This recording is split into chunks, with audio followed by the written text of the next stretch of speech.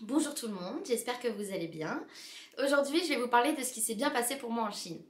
Donc certes, la plus grosse partie de mon voyage était ce qui s'est mal passé, les mauvais souvenirs et les mauvais moments, mais il s'est également passé et produit de très bonnes choses pour moi. Et je vais vous les raconter aujourd'hui, ainsi que l'environnement dans lequel je vivais et les expériences que j'ai pu vivre et ce que j'ai pu en retenir. Donc tout d'abord l'environnement dans lequel je vivais. Donc il faut savoir encore une fois que j'étais à Dinan, une ville du Shandong sur le côté est de la Chine. Et au départ, les chambres pour les étrangers sont des chambres doubles avec 2 personnes. Donc j'ai fait ma première nuit avec ma colocataire et elle était très sympa, mais ça s'est pas très bien passé. Et comme j'ai toujours été de nature plutôt indépendante et solitaire, j'ai fait le choix après la première nuit à dormir avec elle à prendre une chambre toute seule. Donc j'étais seule dans une chambre de 2 personnes. Donc en fait tout était en double. La chambre était double comme pour 2 personnes.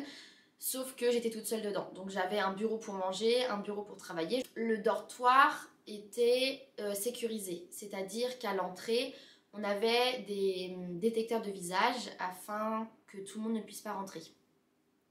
C'était un grand building de 16 étages, si je ne me trompe pas, ou 17, je ne sais plus. Qui se trouvait pas très loin de là où étudiaient les étrangers. C'était un bâtiment tout neuf, donc il y avait quelques défauts. Au début, on n'avait pas d'eau chaude et on n'avait pas de frigo. Puis après, ils nous ont ramené des frigos et on pouvait y stocker la nourriture. Notre bâtiment était divisé entre, je crois, 10 premiers étages pour les Chinois, ayant les moyens, parce que c'était quand même un certain coût, puisque c'était un bâtiment neuf, ça coûtait assez cher. Eux, ils étaient 4 par chambre. Il faut savoir que 4 par chambre pour les Chinois, c'est pas énorme, puisque normalement, ils sont 8. C'est-à-dire qu'ils ont 4 lits en bas, 4 lits en haut. Et les étrangers étaient 2 ou seuls. À l'entrée, il y avait des petits fauteuils qui ont été installés au fur et à mesure de l'année pour le confort. Et il y avait donc nos reconnaissances faciales à l'entrée. Et puis il y avait toujours une petite mamie, ce qu'on les appelait les AI. Je pense que c'est comme ça qu'on les appelle couramment pour dire la mamie qui nous surveille. Et il y avait 2-3 petites mamies qui tournaient. Une fois, j'étais dans la laverie et il y a une petite mamie qui passe à côté de moi et qui me fait oh, mais t'as la peau pâle, t'es belle. Et puis elle me regarde comme ça, elle me dit mais t'es belle. Elle me dit tes parents ils sont blancs aussi. Du coup je lui montre mes parents parce que j'avais mis mes parents en fond d'écran. Elle me fait ah c'est tes parents. Ah ils sont beaux, est-ce qu'ils sont riches? J'étais là genre non mes parents ne sont pas riches. Et elle me posait plein de questions comme ça et après il y avait mes copines. Alors à l'époque j'étais en train de travailler à ce moment-là avec une mongole et une coréenne pour un projet avec l'école. Et elles étaient là genre oui c'est vrai que t'es belle et tout. Moi j'étais là genre mais arrêtez. Il était genre 22h, j'étais fatiguée, j'étais archi moche, j'étais en pyjama, c'était n'importe quoi. Mais en fait faut savoir que quand on est en Chine on a toujours un accueil extrêmement agréable. Quand on a une peau blanche voire pâle et qu'on a les cheveux blonds, donc moi j'avais les cheveux blonds puisque je les avais teints. Il faut savoir que tout le monde nous regarde, tout le monde nous prend en photo et quand on arrive en fait, si on est assez à l'aise avec son image ou avec soi-même, c'est très agréable et même quand on manque de confiance en soi, je pense, ça fait beaucoup de bien parce que les gens nous arrêtent dans la rue pour nous dire qu'on est beau, pour nous dire qu'ils veulent se marier avec nous parce que ça arrive, pour savoir si on veut être en couple avec eux, etc. Il faut savoir que dans le dortoir, il y avait un fuseau horaire à 23h. Et pour les Chinois, si je me trompe pas, c'est 22h. Et en fait, une fois que le fuseau horaire était dépassé, qu'on sortait faire la fête et qu'on rentrait un peu tard, il y avait des chaînes qui fermaient la porte. Donc on ne pouvait pas rentrer. Donc c'est soit tu rentres à 22h, soit tu rentres pas. Tu peux gratter un peu si tu connais le mec qui gère la fermeture. Tu peux gratter 10 minutes, mais pas plus. On s'est fait pas mal de copains et j'ai vécu des expériences assez incroyables avec eux. Et je vais vous le raconter. Tout d'abord, les cours et l'ambiance. Donc les cours, c'est super fun. Les profs sont pleins de vie, c'est vraiment c'est un peu comme du FLE pour nous en France. Ils sont pleins de vie, ils miment les choses et ils ne parlent qu'en chinois. De toute façon, ils parlent pas notre langue, donc ils ne parlent qu'en chinois. Et au début, les premières semaines, tu galères un peu à comprendre et après, genre c'est très fluide, tu comprends tout et c'est hyper immersif. Ça reste un peu dur parfois parce qu'il faut creuser, ils prennent très vite ton numéro mais ils te recontactent pas derrière, donc faut un peu forcer avec eux. Et après ça passe et on a fait des sorties avec eux, on est allé au karaoké, on est allé dans des parcs de jeux, on allait manger avec eux, on buvait des thés. Et on allait surtout en bar.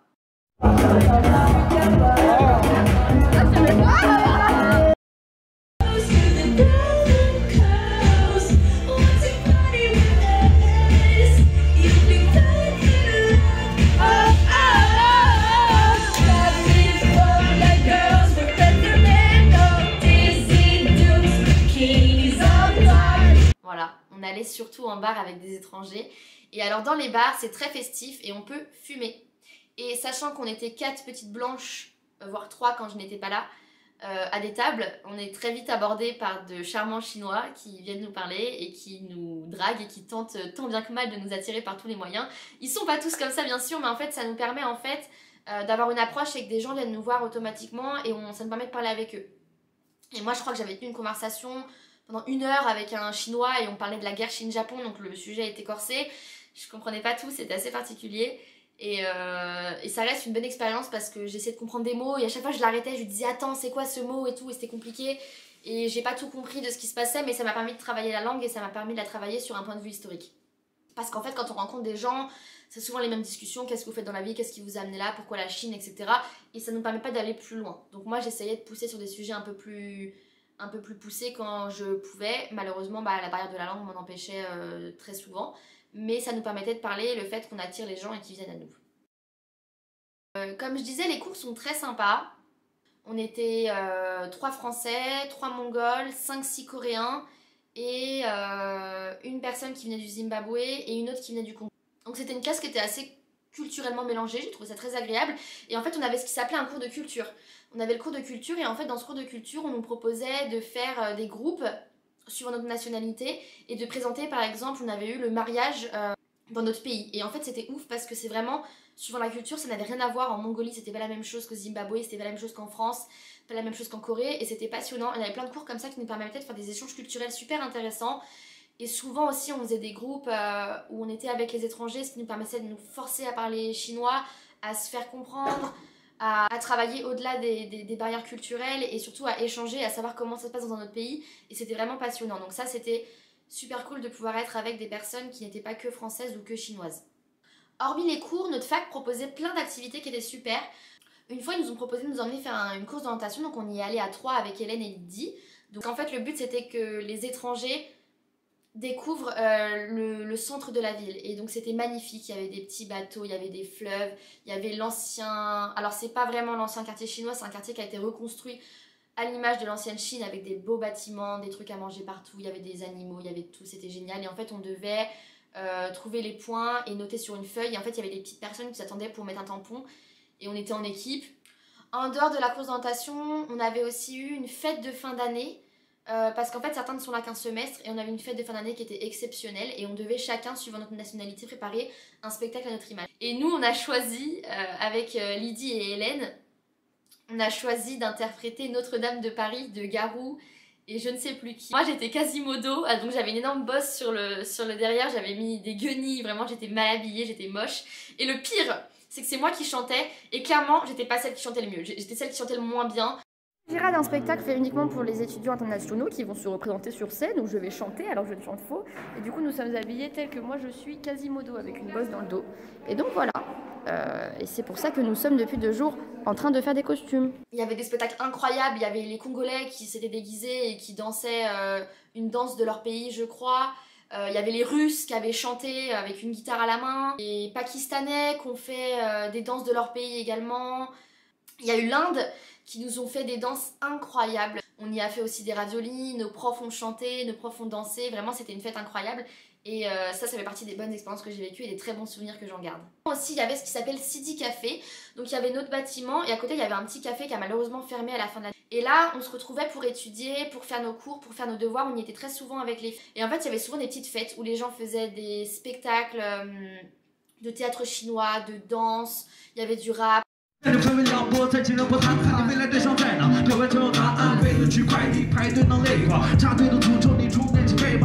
Et c'était très festif et encore une fois on venait nous parler, on venait échanger avec nous, ils disaient oui si vous voulez qu'on soit votre guide pour la ville, on viendra vous faire découvrir etc.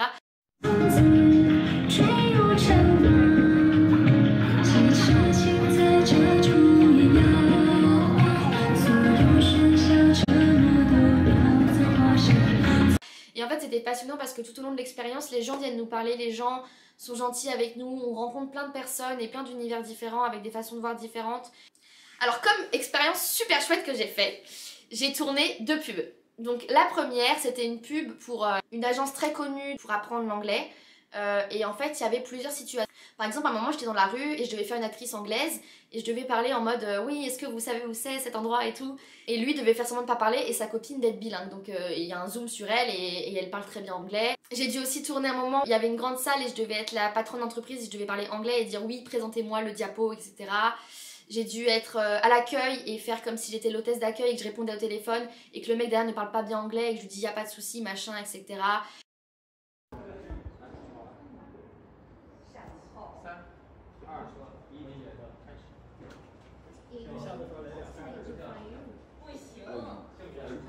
Morning, call please. Okay, when would you like us to call you? Hey, my trip. Et en fait on a tourné plein de scènes comme ça différentes. Et même Lydie qui m'a accompagnée, parce que je voulais pas y aller toute seule, j'avais très peur. Lydie elle fait du cinéma et du théâtre, donc elle m'a coachée un peu. Et elle est bilingue surtout. Elle m'a coachée à avoir un bon accent, à bien parler. Et en fait c'était très folklore parce que j'arrive, il me donne la feuille, il me dit c'est bon on commence, on tourne. Et moi j'étais là genre... Mais les gars, j'ai même pas pris mon texte, donc j'ai dû apprendre mon texte en 30 secondes. Et les prises étaient très rapides et on n'avait pas le temps et ça se voyait qu'ils étaient pressés. C'était vraiment le rush. Et je trouve qu'on s'est très bien débrouillé. Ils étaient très contents et on est reparti avec un petit billet et puis on était super contents. Et c'est quand même quelque chose qu'on fait pas tous les jours de tourner pour une pub. Et j'ai eu la chance d'en tourner une deuxième. Et alors là, c'était encore plus folklore. La deuxième pub. La deuxième pub, alors c'était une pub pour des voitures. Et en fait, il y avait une première partie où on devait être dans un grand entrepôt, style le parc expo de Rennes ou un parc expo classique, fois 5 étages, naturellement, puisqu'on est en Chine, tout est disproportionné. Et donc j'étais avec 5 Congolais. Et je vais devoir promouvoir les trucs de voiture. Donc là, on est en train d'attendre le petit badge pour qu'on puisse rentrer. Et du coup, heureusement, je suis pas toute seule, donc du coup, voilà. Ils sont là, mes amis. Donc j'étais vraiment la toute petite blanche avec 5 grands noirs. Et c'était vraiment hilarant parce qu'ils étaient tous à genre à 1m80, 2 mètres et moi j'étais là toute petite. Donc on devait se balader avec notre tenue, notre pancarte à la file, guidée par les Chinois et par celui qui organisait celui à qui appartient l'entreprise de voiture. Il avait un stand, donc on s'est posé au stand, on a mangé, etc. On était dans cette tenue. Alors c'était un grand manteau rouge avec écrit derrière un truc de voiture, enfin le nom de la campagne. Et on portait ça, donc je l'ai gardé en souvenir et je l'ai ramené en France parce que c'était vraiment un souvenir mémorable.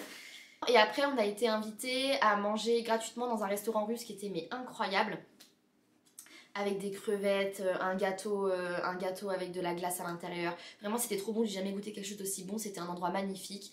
Et en fait j'étais entourée de mes amis et je rigolais trop avec eux, c'était trop cool. Pas. Non, non, non. Soyez serein. Tu es libre, maman. Désolé de t'appeler maman, mais tu es libre. Oui, pourquoi tu m'as dit maman? Chez nous, c'est comme ça.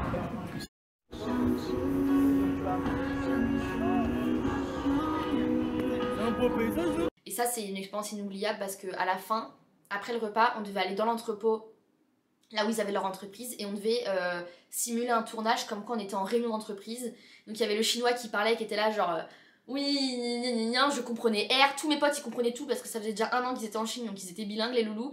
Moi je comprenais R et en gros fallait mettre notre mot au milieu et faire un slogan comme ça et crier et moi j'avais du mal à dire la phrase et à la fin on était tous devant l'entreprise et on faisait comme ça, le cœur chinois et on devait crier Jiayo, je sais plus, enfin on devait crier bonne chance, je sais plus quoi et c'était hilarant comme expérience et franchement j'ai adoré faire ça. J'ai adoré tourner ces 2 pubs et ça fait partie des bonnes expériences encore une fois que j'ai vécues là-bas et très bien entourée et très bien payée, très important. Maintenant on peut passer aux quelques anecdotes que j'ai vécues. La première anecdote c'est quand j'étais à Pékin, c'est dans le métro et clairement j'avais une tête fatiguée parce qu'on avait le décalage horaire etc. Et je regarde un petit chinois puis je comprends pas ce qu'il dit puisque je parle pas le chinois version enfant et sa mère me regarde et elle me dit « il te trouve super belle ». Et moi j'étais là genre « merci ». Et en fait quand on reçoit ce genre de compliments c'est trop agréable. En plus il faisait beau en Chine à ce moment-là, il y avait un grand soleil. À l'hôtel j'ai dû descendre, demander le chemin pour la place Tiananmen. Ce fut un enfer pour me faire comprendre parce que je rappelle que j'avais que 2 ans de chinois à mon actif. Donc même si je me débrouillais bien, je comprenais pas tout ce qu'on me disait parce que le chinois c'est hyper compliqué à comprendre, il ne l'articule pas, il parle comme ça. Et moi je comprenais R. Ce fut une galère, genre je suis descendue, j'ai demandé au petit jeune de l'accueil, il m'a sorti une carte donc il m'avait compris, là j'étais contente, après il m'a montré, voilà. Et après on est allé dehors pour qu'il me montre comment faire pour aller à pied jusqu'au métro. Et moi j'étais en mode ok je comprends tout, je comprenais rien du tout, j'étais en mode c'est mort, on va y aller à pied, on va prendre Maps tu vois. Le soir on pouvait fumer dans les bars, sortir, on est allé au karaoké. Le karaoké c'est vraiment des salles, un peu comme il y a maintenant en France près de Rennes, dans une avoir un des plus grandes Bretagne je crois, Hauts-de-France. C'est des salles privées où tu peux commander à boire, tu peux fumer à l'intérieur toujours et tu chantes sur des écrans géants avec des karaokés. On y était là avec les copains, c'était cool. On a mangé dans plein de restaurants super bons. On a découvert d'un restaurant vegan également. On s'est baladé dans le vieux Jinan. Qui fait une sortie à la montagne. En fait, à côté de nous, il y avait c'est une petite montagne qu'il y avait et c'était magnifique. Aussi, la première semaine où on est arrivé, mon ex donc avait pris un appartement à lui tout seul. Il n'était pas en dortoir, il n'était pas en chambre étudiante. Et à un moment, je passe le week-end chez lui et ça frappe à la porte, mais genre à 22h. Et je me dis, bah, qu'est-ce qui se passe? Et là, on ouvre la porte, on voit les flics. Donc, panique. Moi, j'étais en nuisette, clairement. Et on se retrouve avec les flics qui contrôlent nos papiers d'identité, qui nous posent des questions comme si on avait commis un meurtre. Et en fait, ils étaient là pour l'immigration, ils voulaient vérifier qu'on était en ordre. Parce que quand on prend un logement et qu'on est étranger, il y a une vérification systématique. On a aussi été invités avec mon université à la grande fête de la fin d'année, la fête de Noël. Même si fête pas particulièrement Noël, ça commence à se faire un petit peu. C'était un spectacle géant avec de l'humour, avec des danses, du rap, etc.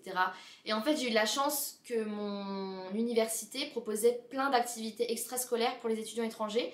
Et en fait, je me rends compte qu'à chaque fois, on était très peu d'étrangers à participer. Du coup, chaque occasion que j'ai pu saisir quand j'étais en forme, j'y suis allée. Et c'était vraiment super.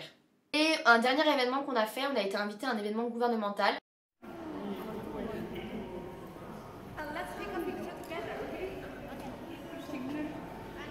Clairement, on servait de pot de fleurs. C'était juste pour montrer qu'il y avait des Français.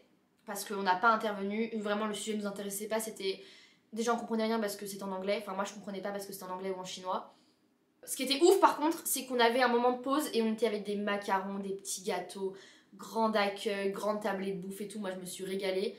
On n'a pas été payé, mais on a passé un très bon moment. Ça reste une expérience qu'il faut prendre comme ça. Et pour la dernière anecdote, faut savoir qu'on est très recherché quand on est en Chine, en tant que français ou anglais. Donc en fait, ça arrive très souvent qu'on nous arrête dans la rue pour nous demander de faire des cours d'anglais ou de français.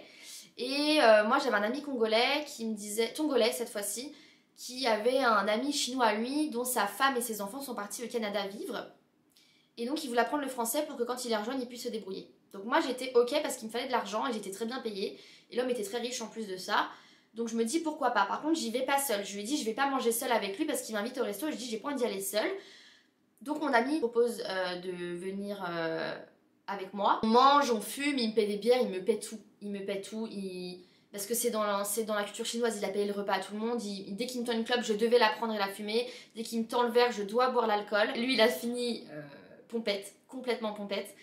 Alors qu'il avait bu genre 2 bières de Tsingtao, donc c'est les bières qu'on trouve à Leclerc. Moi j'étais encore en pleine forme, il n'y avait pas de souci. C'est là qu'il nous a ramenés avec son chauffeur privé, etc. Qu'il avait commandé, dont j'ai parlé dans une ancienne vidéo. Et en fait, le bougre, il voulait me pécho. Parce qu'en fait, il s'est mis à m'envoyer des messages un peu chelous. Genre, ouais, tu fais quoi? Viens, on sort. Et moi, je lui ai dit, bah non, moi, je suis sûre que dans le cadre des cours, je veux pas sortir. Donc, il m'invite dans sa maison secondaire, sa petite maison qu'il a en Chine. Donc, je demande à mon pote tongolais de m'accompagner. Il m'accompagne. Et là, il parle en dinanrois. Donc, je comprends R. Parce que c'est comme si on est en Bretagne, je vous invite à manger. Et avec toute ma famille, je parle que breton. Vous comprenez R? Bah, c'est pareil. Il m'invite à manger, il me dit c'est bien, je vois que tu écoutes, mais tu peux pas comprendre parce qu'on parle le dinanrois de toute façon. Et moi j'étais là genre putain ça fait 1 heure que j'essaie de comprendre ce que vous dites et vous vous foutez de ma gueule.